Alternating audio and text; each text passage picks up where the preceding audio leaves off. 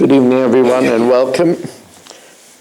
We are holding in the third parak, Mishna Vav and Mishna Zayin, sponsored by the Fisher family, Lila Nishmas Basi Bas Rabbi Shlomo ben Avram Alevi, Perel Bas Ruvain. We also learned Lila Nishmas David ben Chaim, Afru Shalem, Afru Yomis Mechai Sar, Yaakov ben Bas Yaleah, Schus of Avram and Yam ben Ishma Malk Yehudis. We learned sponsored by Yoel Klugman and family. Also the Refu Shalema from Mishmer ben Esther Fadel, Avigdor Arya ben Rivka, Esther Fadel Bas Chana, for Rivka Bas Shiraleah, Chana Bas Shashabina. They should all, Meir ben Chayesar, they should have a Refu Shalema b'Sech Shechel Yisrael. So the Mishnah tells us, Misha Yabeisai Samach Lebeis Avoda Zara. Let's say Yaakov has a house and he shares a wall with a church. So his wall is also the wall of the church. V'nafal. And it falls down. Also l'vnaisa. He can't rebuild it, because if he rebuilds it, he's also rebuilding it for the church. Kate said, Yasser, what should he do? I mean, he needs to close his house.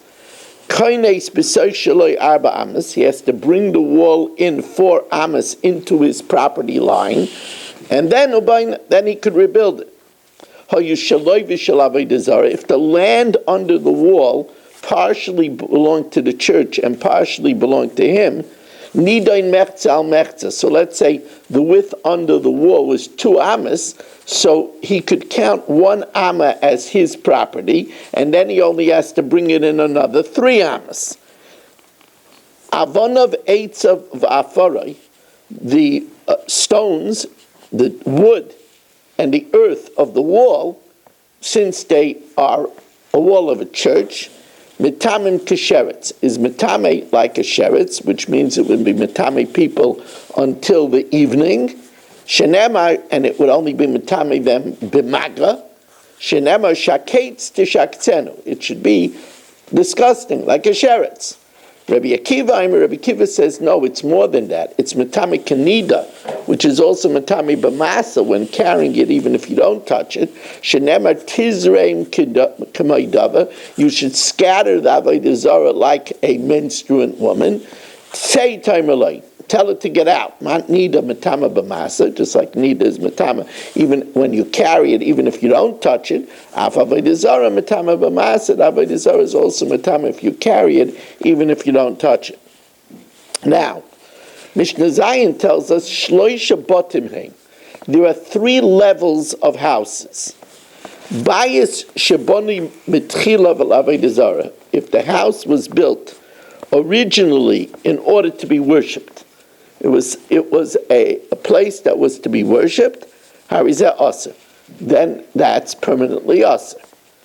If it was a house that then sidai v'kirai l'avodah zara, where you plastered it or you designed it to avodah zara, in other words, it was a regular house, and then you plastered it or made designs on it for avodah zara over chidesh, or you put something new on it for idolatry, noitel mashe chidesh. All you have to do is remove the plaster, remove the design, or remove what you made new for the idolatry. If you brought into the house an idol, so then when you take out the idol, then the house becomes permitted. The same way, shalosh avonim hein. There's 3 levels of rocks or sculptures. Even shechatzavat mitchila lebimus, if you quarried a rock specifically to be used as a pedestal for the idol, harizu asur, the rock is asur. If you took a regular rock and sida v'kira l'shem avodah zara, and you plastered it, you made designs on it, v'chidesh, you put something new on it for idolatry, noitel mashe chidesh, you could take off what you put there as for idolatry, and then it becomes permitted. Hamid aleh avodah zara, if you put an idol on it, v'silka, and then remove the idol, harizu mutaris, the stone is mutar. Now shalosh asheros hein. There are 3 types of trees.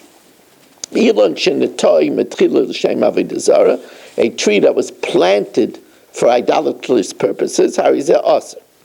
Gidai upisloi l'shem avodah zara. If you lopped off some branches, or you pruned it for avodah zara, then the hechlif, that which renewed, is idolatrous. That which grew new is idolatrous. Noitel mashe hechlif. You take off what grew new, and then it's permitted. Hamed tachtav avodah zara. If you put underneath the tree an avodah zara ubitla, and then you nullified that avodah zara which you put under the tree, harizeh mutter. Ezui Asherah, what's an idolatrous tree? Kol sheyesh tachtea avodah zara. Anything that has underneath it an avodah zara. Reb Shimon says that's not an idolatrous tree. If you remove the avodah zara, then the tree becomes permitted. Reb Shimon Aimer kol she'oivdin isa. It's only an Asherah when you worship the tree. Omaisa b'Sidon, there was an incident in Sidon, V'ilon shayu oivdin isai, that there was a tree that they were worshipping. Umatzu tachtav gal, they found under the tree a heap. Amalei Rabbi Shimon bitku es hagal hazeh, uncover that heap, dig into it. Ubetikau matzu b'tzura, and they found an image in the heap. Amalahen hayu v'latzura hein oivdin, what they were really doing was worshipping the tzura.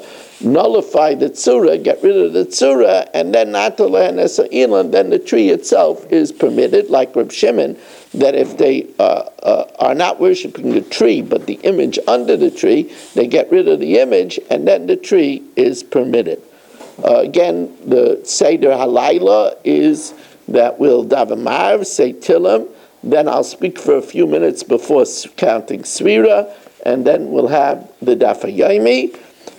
We need more people to sign up for the second minyan on Shabbos. The second minyan on Shabbos needs chizuk. We have enough people for the first minyan, but we need people to sign up for the second minyan. Reb Chanani ben Akash Amaratza Kadosh Baruch Hu L'Zakei Yisrael Lefika Chir B'Lem Torah